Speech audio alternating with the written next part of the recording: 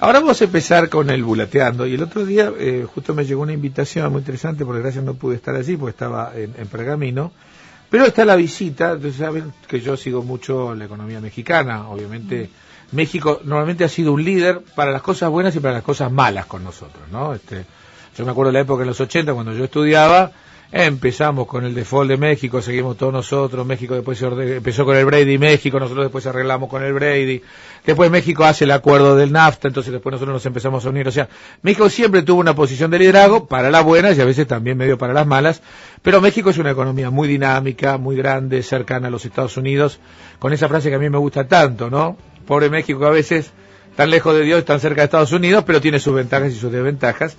Y ahora México también mirando mucho al sur, o sea, México ya como un líder junto con Brasil global. Y tenemos por suerte la visita, ¿no?, del secretario de Economía de México, Ildefonso Guajardo. Y yo dije, me animo a ver si lo conseguimos un sábado a la mañana.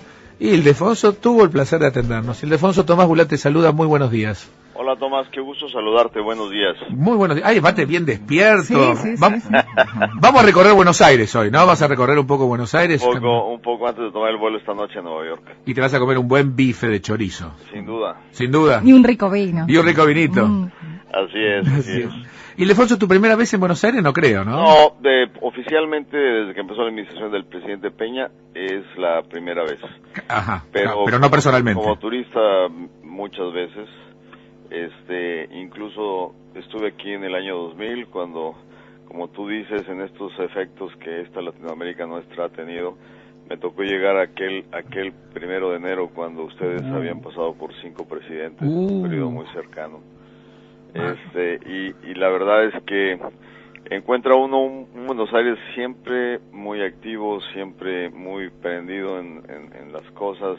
Estuve caminando por Palermo, Soho, y la verdad es que el emprendedurismo y el pequeño negocio y la pequeña boutique predominan por todas partes, lo cual da mucha esperanza. Claro, sí, no, hay que reconocer que una de las cosas que tenemos los argentinos, que tiene que ver quizás en parte por esa inestabilidad, es que no le tenemos miedo a nada y se arriesga en el emprendedurismo, es fenomenal, o sea, sin duda. Ante un problema una solución, vemos cómo, pero la sacamos. Así es. Ahora, de todos modos voy a tomarme la libertad de hablar más de México, Ildefonso, porque no teníamos, a veces de hablar tanto de Argentina nos cansa un poco. Lo que hay con el presidente Peña Nieto como un nuevo resurgir a nivel internacional. México fue etapa de la revista The Economist, se lo ve como una etapa nueva, la nueva ley de hidrocarburos, esto de permitir que Pemex se abriera a la explotación del petróleo. ¿Cómo está México y cuáles son los desafíos de México? Sin duda, tú precisaste muy bien las épocas en las que hemos estado en los 80s y parte todavía en los 90s al inicio, en los frenos y arranques esos que Latinoamérica la caracterizó por mucho tiempo. Sí. México logró anclar 2 cosas que fueron fundamentales. Un reconocimiento en la política donde yo fui antes de estar en el gabinete de diputado 2 veces, y ya no es debate si tenemos que tener disciplina fiscal y una política monetaria. Ya no está, eso no se debate, estamos todos de acuerdo. Eso ya da una estabilidad financiera muy importante. Claro. Y el segundo elemento que México ha hecho muy bien es la credibilidad internacional sobre una política comercial que ha sido capaz de sobrevivir al paso de administraciones. El PRI perdió la elección en 2000, llegó a Acción Nacional y luego el PRI vuelve a ganar con el presidente Peña Nieto. Y una cosa que ha permanecido permanente es la adherencia al libre comercio y a los tratados comerciales internacionales. Hoy México tiene 10 tratados con 45 países del mundo que nos da un acceso a un mercado. ¿45? Sí, nos da un acceso a un mercado de más de 1.000 millones de consumidores. Y tenemos una historia de éxito en esa parte donde tú dices, hoy México está comerciando más de 500,000 millones de dólares anuales en comercio exterior, representa el 60% de nuestra economía. Y si tú analizas la estructura de la economía mexicana, antes del NAFTA, del TLC con América del Norte, exportábamos 37% manufactura, 62% petróleo y minerales. Hoy exportamos 83% manufactura y solo 14% petróleo y minerales. O sea que la apertura económica los hizo exportar más valor agregado, no al revés. Sin duda, y ha sido un esfuerzo con el tiempo. Cuando empezamos hace más de 30 años en el decreto automotriz, el valor agregado mexicano era muy bajo. Hoy el valor agregado mexicano en promedio de un auto que se exportamos pues prácticamente, somos los cuartos exportadores mundiales, estamos produciendo 3.500.000 vehículos al año. ¿Ya están en 3,5 millones? Sí, y estamos exportando prácticamente 50% de valor agregado mexicano. Este año, desde que entró el presidente Peña, en 20 meses, hemos recibido inversión de 10 mil millones de dólares entre autopartes y industria terminal, con 42 mil puestos de trabajo para generarse en estos 6 años. Ustedes en el sector automotriz, yo he leído que son uno de los países más competitivos del mundo ahora en la producción automotriz. Sin duda, y la verdad es que solo en el verano anunció Kia, Mercedes, Infiniti y BMW. En 3 meses tuvimos 4 anuncios de plantas terminales en el segmento premium, lo cual le da otro nivel de participación. Y son plantas greenfields, o sea, que se hacen desde cero. Exactamente, que son muy buscadas por las provincias, claro, porque generan toda una cadena de valor muy interesante. Una cosa, esto es chusmería, Ildefonso. ¿Y tienen mucha pelea en las provincias? ¿Ustedes coordinan desde el gobierno nacional que no haya demasiada competencia impositiva? Cuando llegamos justo había un poco de desorden, porque a veces los incentivos para traerlo a una provincia generaban un canibalismo. Eso te iba a decir. De quién da más, sí, claro. Exacto. Y entonces llegamos nosotros y establecimos reglas del juego dentro de la Asociación Nacional de Gobernadores, Ajá, donde prácticamente el gobierno federal no entra con ningún tipo de apoyo si no se coordina con nosotros para regular que no haya exceso de incentivos. Okay. O sea que a mí lo que me gusta más de ese tipo de competencias es que te compitan más generando infraestructura o competitividad por ese lado, pero no por descuentos impositivos todo el tiempo. No, de hecho fíjate que no, en los paquetes de incentivo raras veces incluyen ningún incentivo de impuesto federal, cero. Y en el local a veces tiene que ver con el impuesto a la tenencia o tiene que ver con el impuesto a la nómina local, que son mínimos y son excepciones temporales cortas. Okay. Exacto. ¿Cómo estás viendo la Alianza del Pacífico? ¿Qué evaluación hacen? Ustedes se juntaron, crearon la Alianza del Pacífico en el 2011 con Perú, Colombia, Chile y ustedes. ¿Qué evaluación estás haciendo? Bueno, es parte del relanzamiento que hace el presidente Peña para la presencia de México a nivel internacional y claramente con un enfoque prioritario a América Latina. El presidente, cuando viene presidente en transición, visitó Argentina, visitó Brasil, visitó los países de la Alianza y el mandato fue: cerremos la parte de comercio e inversión rápidamente. Lo logró firmar en febrero, ese capítulo ya está. 92% a cero arancel de los bienes que comerciamos en forma inmediata, 8% a periodos de 3, 7 y 10 años, los más sensibles. Y lo interesante es que entre estos 4 países estamos comerciando el 50% del comercio exterior de América Latina. Claro. Somos receptores del 45% de la inversión extranjera directa. Y traemos en promedio un crecimiento interesante hacia atrás del 4 o 5%. Con una dinámica muy positiva. Aparte de la parte de comercio e inversión de este tratado que integramos, traemos todo el tema también de facilitación migratoria. Yo te iba a decir, ¿no? Un mexicano puede trabajar ahora en Perú prácticamente sin autorizaciones, ¿no?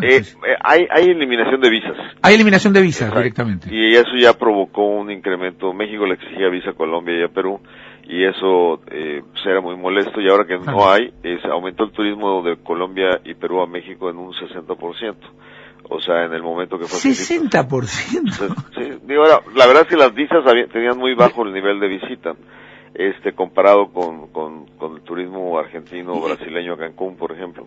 Claro, ¿viste esas cosas de tener visa a veces que uno las tiene? Bueno, en realidad a veces van quedando y vos decís, en realidad, ¿para qué la estamos teniendo? No, cada vez, yo en algún tiempo trabajé con el canciller Gurría, que ahora es el secretario general de la OECD, y cuando visitábamos y le daban con mucho orgullo los ingresos que recibían por cobro de visas, decía, recaudamos 1 millón de X moneda al año, al mes por visas, y decía, son 1 millón de vergüenzas. Claro, exactamente. Decir a la gente que le dificultamos la entrada a nuestro país, ¿no? Qué ridículo.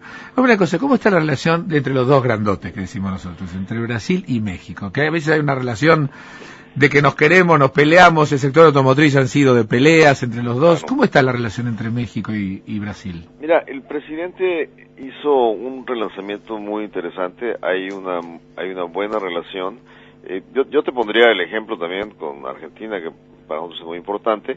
Cuando nosotros llegamos a la administración, encontramos un impasse en el comercio de autos, el AC-55. Sí, estaba parado eso. Pero no solo eso, sino no había diálogo, había una pelea, un tema abismal, y en 10 días de la administración del presidente Peña, aprovechando de la visita que él hizo a Argentina, inmediatamente le dimos la vuelta y estábamos ya firmando la renegociación del AC-55, con la posibilidad de en 3 años administrarlo para llegar en el próximo año al libre comercio. Y fue uno de los temas que tuve hoy en mi relación bilateral. Vine para hacer el planteamiento del relanzamiento del AC6, el que regula los términos preferenciales de acceso al mercado. Bien. Y vemos un gran potencial en el comercio. Y ahí, igual con Brasil, Brasil sin duda está en un momento distinto. Con Argentina estamos en una mayor velocidad porque la elección en Brasil ha creado un impasse un poco en el diálogo hasta el nuevo presidente, obviamente. O la ratificación de la presidenta Dilma. Sí, por supuesto. Pero hay muy buena comunicación, hay buen diálogo. Vamos, como tú sabes, a tener un diálogo Mercosur-Alianza Pacífico el 24 de noviembre en Santiago. Y va a haber una reunión de cancilleres, está analizando, y secretarios de Comercio Exterior, de ministros de Comercio Exterior, para platicar un poco los elementos de vinculación. Independientemente que el diseño sea un diseño distinto, vamos a intentar ver la parte de cooperación, de cómo la facilitación del comercio, la facilitación aduanal, los proyectos de integración productiva de cadenas de valor pudieran sin duda fortalecer las Américas. Es impensable pensar en un futuro de integración económica pues teniendo por separado a México de Brasil y Argentina. No, por supuesto, entre los tres grandes. Ildefonso, te hago una pregunta, quizás un poquito sacándote, pero el tema nos preocupa. ¿Qué impacto está teniendo todo este conflicto que hay en México sobre el tema de narcotráfico en la inversión y en la economía mexicana? Mira, yo creo que el tema de narcotráfico ya pasó por un proceso en unos lugares muy específicos de los hay 32 provincias o entidades federativas en México, y de ahí son 3 las que traen. O sea, está mucho más focalizado, digamos, hablamos nuevamente de México y en realidad está más focalizado en 3 provincias. No, de hecho te doy una estadística para que tomes nota de la importancia que es la inversión. En los primeros 20 meses del gobierno del presidente Peña recibimos casi 50,000 millones de inversión extranjera directa. En promedio, en post-NAFTA o TLC habíamos recibido 19,000 millones anuales. Esto nos da un promedio más de 25,000 millones anuales, cerca de los 30,000 millones anuales. Y eso te refleja que el inversionista es muy sofisticado para analizar las áreas geográficas. Esta inversión ha venido a fortalecer el centro-occidente, el norte del país. Sin duda, estos 2 o 3 estados que representan una problemática concreta sí tienen una evolución muy lenta y muy pobre en materia de recepción de inversión, precisamente por los conflictos. Sí. Exactamente. Claro. Y aquí el tema es que pasa por el hecho de que estos grupos se habían infiltrado no solo al tráfico de droga. El tráfico de droga ocurre en todos los países del mundo. Claro. Y tratamos todos los países de combatirlo. Pero aquí se habían infiltrado en las estructuras de poder local. Dada la fuerza y el tamaño, pues habían sobrepasado la fuerza de las policías locales. Por eso uno de los proyectos del presidente, entre varias de las acciones en seguridad, es la unificación de las policías para unificarlas a nivel estatal. Porque las policías de las ciudades o de los municipios quedan rebasadas por la fuerza de estas bandas organizadas. Claro. Y ocurre lo que ocurre en estos casos, donde ya la policía no responde al interés ciudadano y está atemorizada sobre la vengata o sobre las consecuencias. Muy interesante para nosotros. Una última pregunta, Ildefonso, que te agradezco muchísimo este tiempo que ha sido muy útil. ¿Cómo estás viendo el conflicto de los holdouts de la Argentina con el tema de los fondos buitres? Sin duda, México ha sido muy solidario, como recordarás, en el caso de las Cortes norteamericanas. Nosotros escribimos el Amigos Corpus para los jueces en Estados Unidos, y es un tema que entendemos claramente. Ayer estuve con el canciller y un poco la visión es clara, independientemente de las coincidencias o no en la forma. Creo que coincidimos en el fondo de que la reestructuración de la deuda de las economías emergentes y en desarrollo requiere una solución integral, porque es lo que le va a dar las posibilidades de resurgencia de la economía del mundo. Vemos un mundo con indefiniciones clarísimas en el mundo desarrollado, con Estados Unidos creciendo un poco más, pero sin resolver su problema del fiscal cliff. Tienes una Europa que termina por no ser contundente, excepto de Gran Bretaña, y entonces necesitamos tomar soluciones que realmente reconduzcan el crecimiento global. Ildefonso Alar Guajardo, ha sido un placer charlar contigo. Seguramente cuando esté por México te molestaré. Muchísimas gracias, a tus órdenes. Y que disfrutes mucho de Buenos Aires. Aquí estaremos. Gracias. Señor, un muy fuerte abrazo. Hemos hablado con el secretario de Economía de México, que está de visita en Buenos Aires justamente para firmar convenios de un país que realmente tiene un futuro muy, muy grande y un rol muy importante en toda América Latina. Muchísimas gracias.